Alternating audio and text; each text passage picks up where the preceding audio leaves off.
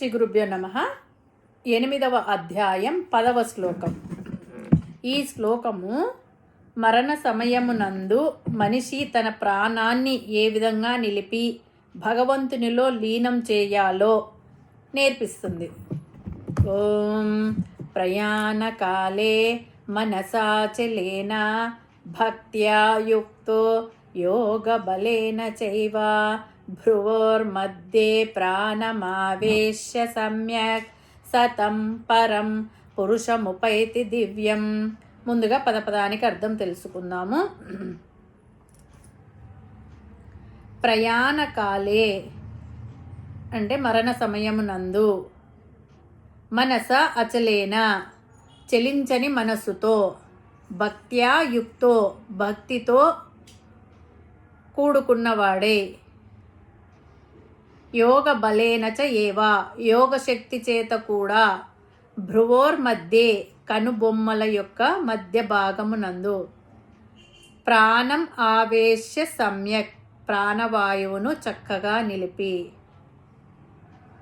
సతం దివ్యం ఆ మనుష్యుడు ఆ దివ్యమైన పరం పురుషం పరమ పురుషుణ్ణి ఉపైతి పొందుతున్నాడు. తాత్పర్యం ఏమిటంటే, ప్రయాణకాలే ఈ శరీరాన్ని విడిచిపెట్టి బయలుదేరే కాలము, మనస అచలేన మనసు ఏమాత్రం చంచలంగా ఉండకూడదు, మనస్సు స్థిరంగా ఉండాలి. భక్త్యా యుక్తో ఏమాత్రం చలించని మనస్సుతో భక్తి నిలుపుకొని, వేటి మీద వ్యామోహం లేకుండా పరమాత్మ మీదే స్థిరమైన ప్రేమను కలిగి ఉండాలి.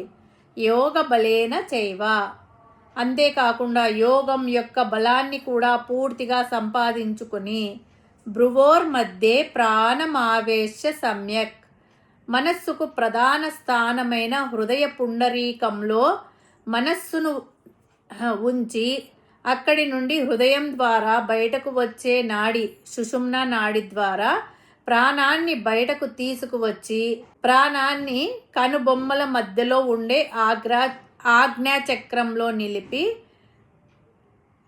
ప్రాణశక్తిని అటూ ఇటూ పోనివ్వకుండా హృదయంలో మనస్సు, ఆజ్ఞాచక్రంలో ప్రాణం ఈ రెండింటినీ ఒకే చోట స్థిరంగా ఉంచుతూ ఈ దశ నుండి ప్రయాణాన్ని సాగించినట్లయితే, సతం పరం పురుషం ఉపైతి దివ్యం ఆ సాధకుడు పరమాత్మను లేదా పరమ పురుషుడైన హిరణ్య గర్భుణ్ణి తప్పకుండా పొందుతాడు. అయితే ఆ సమయంలో పరమాత్మ మీద భక్తి ఉండాలి, పరమాత్మ మీద స్థిరమైన మనస్సు కలిగి ఉండాలి. పరమాత్మ లక్షణాలను పరమాత్మ చెప్పినట్టు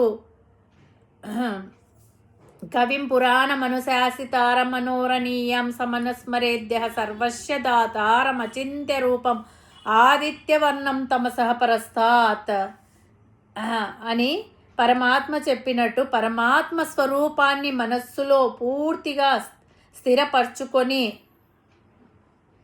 ఉండాలి. ఆ స్వరూపం మీద అవ్యాజ్యమైన ప్రేమను ఆ సమయంలో కలిగి ఉండాలి. శరీరాన్ని విడిచి జీవుణ్ణి బయటకు పంపించడానికి ప్రాణశక్తిని సరి అయిన స్థానంలో ఉంచుకోవాలి. యోగ శాస్త్రంలో చెప్పినట్టుగా ప్రాణశక్తిని ఆజ్ఞాచక్రంలో నిలబెట్టుకోగలగాలి. అప్పుడు బ్రహ్మరంధ్రంను ఛేదించుకొని ప్రాణాలు ఉత్తమ గతిని పొందుతాయి. దీనినే మన వాళ్ళు కపాల మోక్షం అని కూడా అంటారు. యోగ శాస్త్రం ప్రకారం మన శరీరంలో 6 చక్రాలు ప్రధానంగా ఉన్నాయి. మూలాధారం, స్వాదిష్టానం, మణిపూరకం, అనాహతం, విశుద్ధం, ఆజ్ఞాచక్రం అని 6 చక్రాలు ఉంటాయి. అందులో ఆజ్ఞాచక్రం కనుబొమ్మల మధ్య ఉంటుంది. ఆ ఆజ్ఞాచక్రంలో ప్రాణశక్తిని ఉంచగలగాలి. ఆ ప్రాణశక్తిని కూడా హృదయం నుండి బయటకు వచ్చే సుషుమ్న నాడి గుండా తీసుకురావాలి.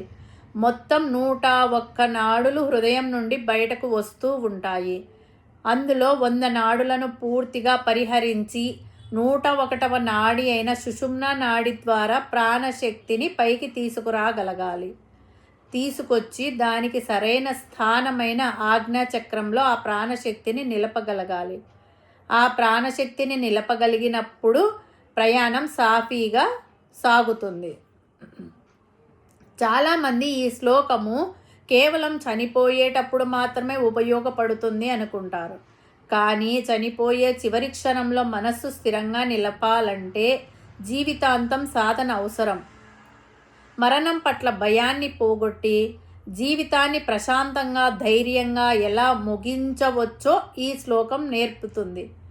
మైండ్ కంట్రోల్ సాధిస్తే జీవితంలో ఎలాంటి కష్ట సమయాన్నైనా ప్రశాంతంగా ఎదుర్కోవచ్చు. హరి ఓం తస్సత్.